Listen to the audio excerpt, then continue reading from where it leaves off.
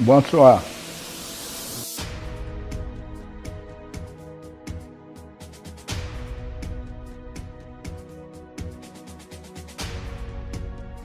Je vous remercie parce que toute cette histoire arrivée, c'est grâce à Dieu.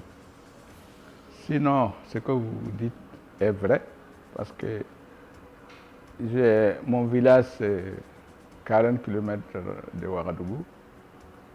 En 65, quand j'avais 12 ans, j'avais un ami et vous savez que nos paysans ils n'ont pas autre chose à faire qu'aller à Abidjan. Pour aller à Abidjan, il faut avoir papier. Lui, il n'avait pas papier, moi je n'avais pas papier. Et le timbre coûtait 200 francs. Donc, il fallait venir à Ouaga. Et pour venir à Ouaga, le transport c'était 100 francs. Bon, moi je n'avais pas 100 francs. Dans notre cours, il n'y avait pas 100 francs. Donc j'ai laissé, quand la famille est partie pour Auchan, j'ai pourchassé la poule de ma mère, j'ai attrapé. Et je suis venu vendre au marché de Combisserie. 100 francs, ce n'est pas 105, ce n'est pas 110, 100 francs, c'est pour payer le camion. Et on a payé le camion, nous sommes arrivés ici. Là, à l'époque, j'avais 12 ans. Le but de trouver l'argent pour faire des pièces d'identité pour aller en Côte d'Ivoire. Moi, mon ami, lui, il avait ses 100 francs. Bon, on est venu, il y a une vieille qui avait son sang. Elle est lépreuse. Donc nous avons discuté, il nous a donné ça à 500 francs. Et nous, là, le même jour, on a fini de cultiver ça. La vieille même était un peu mécontente parce que 500 francs, elle pensait que nous allions cultiver deux jours ou 3 jours. On a fini ça le même jour. Quand on a fini avec ça, il y a un autre qui nous a donné un sang de 800 francs. On a fait 3 jours, on a fini ça. Donc chacun avait 650. Donc on a le prix pour aller faire le pièce d'identité. On a réparti, on a fait nos papiers. On est revenu. Lui, il a continué à Abidjan. Mais moi, j'avais un grand frère ici qui m'a dit de rester ici. Donc moi, j'ai resté ici. Et quand j'ai resté, au début, j'aidais la construction pour donner des briques, pour donner les terres. Bon, en évoluant, après, j'ai eu un travail. Une dame m'a pris comme bouée, je lavais ses assiettes. Et j'étais naïf parce que quand j'ai déposé les assiettes, je lavais, j'ai vu les taxis qui avaient fait leur mariage. Donc, les taxis étaient beaucoup. Moi, j'ai laissé les assiettes là-bas. J'ai poursuivi les taxis là. Je suis revenu le lendemain matin, elle m'a renvoyé. Mais c'est normal parce que j'ai laissé les assiettes en brousse et puis aller poursuivre. Quand lui, il m'a laissé, il y a un autre qui m'a pris. Mon patron, lui, il vit même aujourd'hui. Donc, 1500 francs. J'étais avec lui de 65 jusqu'à 67. Il s'est marié. Moi, avec sa femme, on ne s'est pas entendu, donc j'ai quitté pour aller gagner encore un gars qui travaille à l'Onatel, un ingénieur de télécom. J'étais devenu cuisinier. Hein. Je savais préparer couscous, tout. Mais je devais être baptisé le 28 novembre 68. Et comme j'ai parti des cours, je suis arrivé un jour, le 28 août, il dit que je n'ai qu'à aller travailler avec monsieur le curé. Même si je veux dormir dans l'église, je peux dormir là-bas. Ça, c'est le curé et moi, ça ne le regarde pas. Moi, j'ai ramassé mes affaires avec carton. Et le jour aussi, j'ai dit, je ne veux plus être boué. J'avais des amis qui étaient au Marseille, qui collaient les vélos. Mais mois d'août, là, les vélos ne crèvent pas. Parce que c'est quand il fait chaud que les vélos crèvent. Bon, j'étais là-bas. Pendant que j'étais chez mon patron, là, je connaissais un jeune là qui s'appelait Isaka. Lui, il vendait des billets de loterie. Donc, il est venu me dire, il faut venir vendre des billets de loterie là. C'était sa mission, quoi. Moi, ici, j'allais prendre 20 billets. Quand tu vends un billet, il y a 10 francs, il y a le patron à 5 francs, toi, tu as 5 francs. J'ai vendu 16 billets et lui, il m'a racheté 4 billets. Ça faisait 20 billets. Donc, le jour-là, j'avais eu 100 francs. Ça, c'était dans le mois de septembre, octobre 68. Bon, donc, le lendemain encore, je suis allé prendre, j'ai perdu 500 francs, je suis allé prendre dans mes économies, j'ai remboursé, j'ai dit, Isaka, je veux laisser les vendre des billets là, parce que ça, c'est 500, j'ai pu payer, même si j'ai payé plus que ça. Comme lui, il était en mission là, il dit, non, non, tu ne peux pas laisser, tu ne peux pas laisser. Tous les jours, il vient m'harceler. Quand je suis reparti là, il y a des jours que je vends 40 billets. 40 billets, c'est 200. Il y a des jours même, quand les tirages est proche là, je peux vendre même 50 billets ou 60 billets. Bon, ça fait des problèmes même pour lui, parce que le patron dit, pourquoi tu ne peux pas vendre comme Apollinaire? Or, moi, je suis devenu vendeur de loterie à cause de lui. Donc, si c'est moi qui vais lui créer des problèmes, j'étais obligé de démissionner ce patron-là pour aller chez un nouveau patron.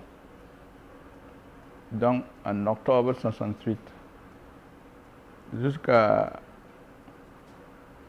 70, j'avais fait le point.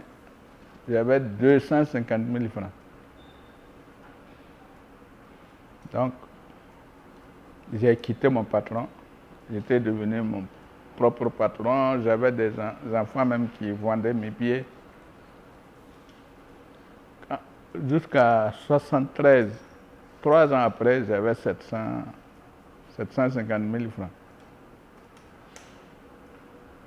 Donc, j'ai connu un chauffeur qui m'avait gardé sa pièce d'identité pour prendre 5 000 avec moi. Et il m'a amené dans la société Sobeka, qui prennent les mobilettes là pour vendre. Donc, il a pris une Kamiko AV85, je ne sais pas si vous connaissez. Il m'a vendu à 53 000 francs. Je suis allé vendre à 58 000 francs. J'ai eu 5 000. Il y a un autre qui m'a pris 2 Kamiko, 54, 54. Donc, l'intermédiaire d'un jour, j'avais eu 13 000 francs. J'ai dit ça là, ça semble être mieux que vendre des billets de loterie. Donc, le matin, je venais là-bas. Et comme moi, tout le monde me connaissait, je passais par tous les ministères. Je partais à la gendarmerie, je partais au camp militaire, je partais au camp CRS. Tout le monde me connaissait. Je connaissais le paiement des salaires et le jour qu'on paye là, je suis à la porte. Et ma chance aussi, des gens gagnaient, j'ai beaucoup eu des millionnaires, ceux qui ont acheté des billets avec moi qui ont gagné. Donc, les gens achetaient des billets avec moi. Donc, quand je suis allé là-bas, le même mois, j'ai eu le complément là pour passer à 1 million en 73, quand j'avais 20 ans. J'ai fait le point, j'avais 1 million. Bon, donc j'ai fait pendant 5 ans à la Sobeka, j'avais 30 millions. À 25 ans, j'avais 30 millions. Donc j'ai commencé maintenant à aller à Lagos pour acheter des motos Yamaha. Des fois, s'il n'y a pas de motos Yamaha, j'achète des Honda. S'il n'y a pas de Honda, j'achète des Suzuki. Voici ce que j'ai commencé. Mais ma vie, c'est ma mère qui fait comme ça. Je n'ai jamais eu le contraire. Et vous savez qu'avant, il n'y avait pas de banque qui donnaient quelque chose aux opérateurs ou des commerçants comme ça. Donc, C'était... Et puis Dieu merci, il m'a donné l'esprit de créativité. C'est ça qui a fait que un jour je dormais à Abidjan, j'ai dit voilà le Burkina, nous n'avons pas de port ni la mer. Donc les camions, nos ports, nos mers. Donc le transport doit être important ici. Ça m'a amené à créer Burkina Transport. Les pneus, les camions roulent par des pneus. C'est ça que j'ai pris la représentation de Bridgestone, pneus Bridgestone au Japon. J'étais même le meilleur distributeur. En 89, on m'avait invité au Japon faire des soirées culturelles à mon intention. J'étais assis comme ça, les Japonais dansaient et tout.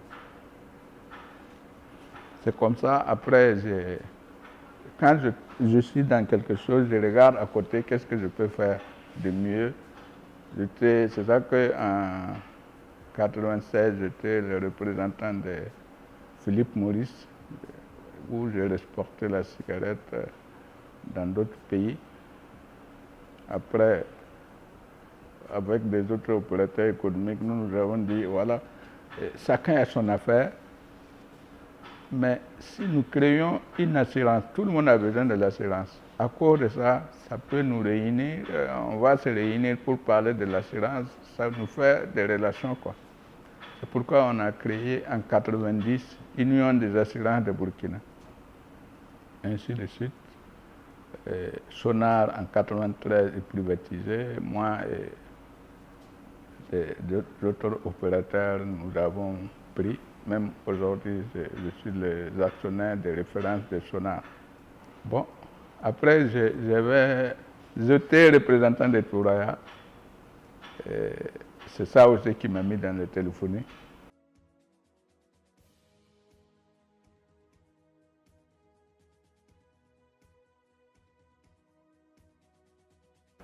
Attention à Dieu. Sinon, si ce n'est pas Dieu là, moi je vais passer par où pour être ce que j'ai là. Un enfant de Gomtibo, ma mère, si vous connaissez où nous venons là, c'est impensable.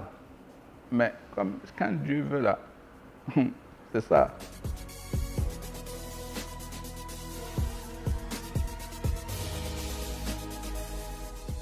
Bon, c'est pourquoi moi je sais que même si c'est petit, si tu travailles et Dieu bénit, c'est le petit qui devient grand. Ou bien, quand vous prenez une femme et son mari qui rentrent ensemble, après ils ne savent pas qu'il y a quelque chose. Un mois, il n'y a pas de cycle. Après, on va le vendre. Après, l'enfant sort petit, il grandit. Donc, dans tous les domaines, c'est toujours... On ne peut pas commencer grand. Il faut toujours... C'est pourquoi je pense que les problèmes d'intellectuels là, comme on les apprend les risques seulement, eux ils vont dire qu'un caleçon vaut mieux un pantalon de demain. Donc, ils ne veulent pas prendre des risques. Or, dans la vie, celui qui risque rien n'a rien. Moi-même, quand je vendais mes billets de loterie, c'est mon slogan. Il dit, celui qui a gagné aujourd'hui, il a perdu hier et avant-hier.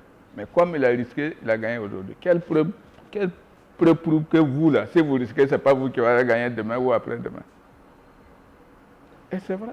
Et la vie, là, c'est surtout nous, là, notre espèce, là. Moi, il n'y a pas quelqu'un qui ne peut pas réussir dans la vie. Si tu travailles et Dieu te bénit, là, même si c'est un franc, là, surtout moi, là, je suis un bon échantillon.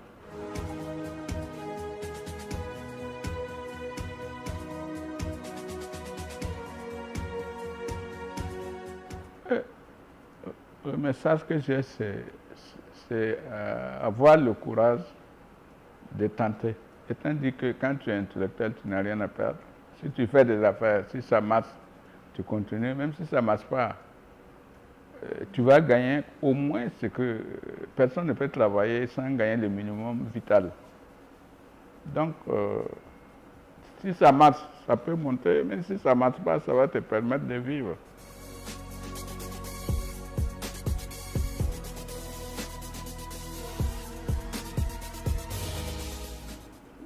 Moi, je sais que personne ne peut te faire tapis rouge pour réussir ta vie. Hein. Il faut accepter que les gens, c'est normal parce que les jalousies, là, ça amène à des gens à des comportements que si on leur demande eux-mêmes, ils ne peuvent pas expliquer. Et moi, je suis vraiment, je connais ça, parce que quand les gens ne considèrent pas, on dit c'est un analphabète, il n'est pas allé à l'école, donc il ne connaît rien. Or, ce que les gens oublient, quand tu es à l'école, le livre, c'est quelqu'un qui a écrit le livre et toi tu es allé lire, ce n'est pas toi qui as écrit. Donc, nous, ce qu'on fait là, c'est nous qui avons pensé ce qu'on doit faire. Donc, je pense que c'est vraiment pas facile, mais c'est du travail, parce que c'est pas pour rien, la banque, le nom c'est Wen Kune, ça veut dire Dieu donné. C'est Dieu qui m'a... Sinon, comment je vais passer pour créer une banque? Je suis qui? Wen Kune, c'est Dieu qui a donné. Mais Dieu vraiment, Dieu là, ça, Dieu merci beaucoup. Des milliards de fois. Mon patron là, lui il a dit que je dois rester 30 jours à la maison. Et je suis assis. Si ce n'est pas aller puiser, c'est Dieu merci, Dieu merci, Dieu merci, Dieu merci. Il dit c'est vrai, même un an, ça vaut le coup de le faire.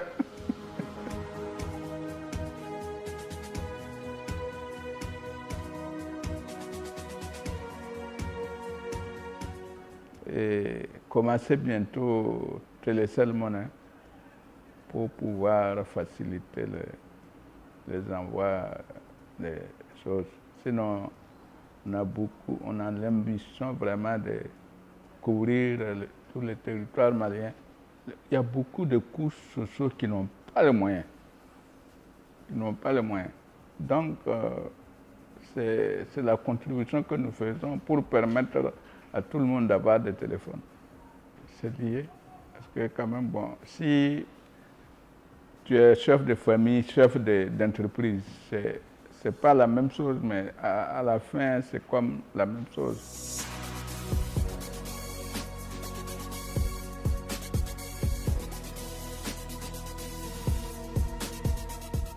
Il faut que nous puissions vraiment corriger là-bas, parce que quand même, bon, ça a coûté plus de 100 milliards.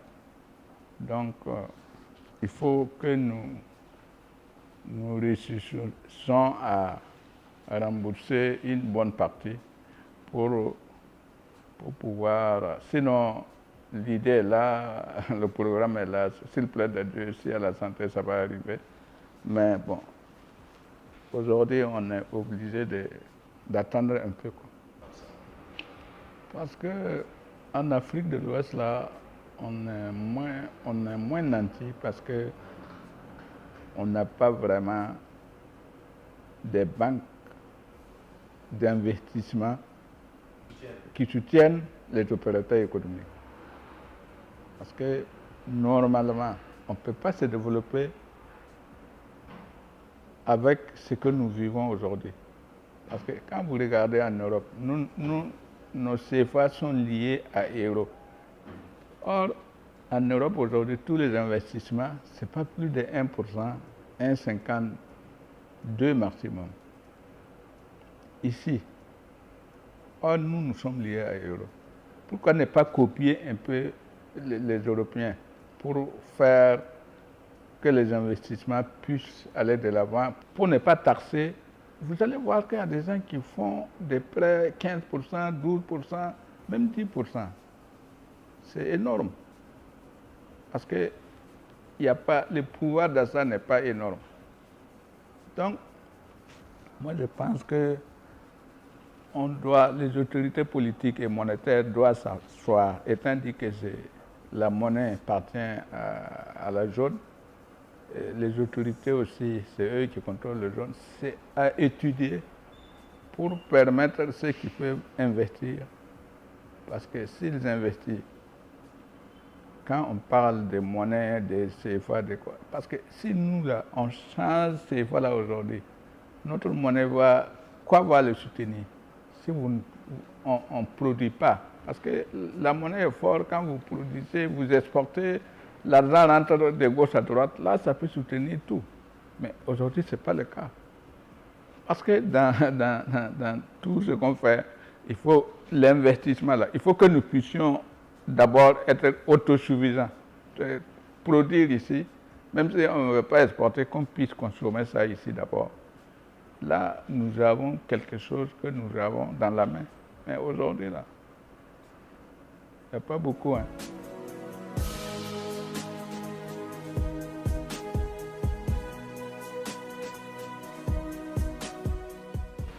Bon, moi, ce que je peux adresser, c'est les jeunes vraiment qui veulent immigrer là. J'aimerais que chacun n'a qu'à rester chez lui.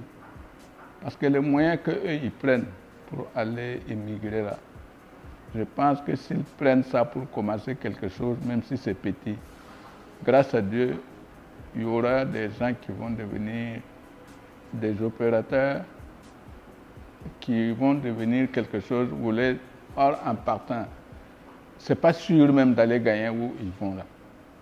Parce que là, c'est pas sûr d'aller gagner là où ils vont.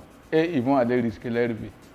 Or ici, en travaillant, ils peuvent gagner et puis ils ne risquent pas leur vie aussi. En tout cas, à l'endroit de l'Afrique, je pense qu'on doit être plus solidaire, être plus des complices pour travailler à développer notre continent.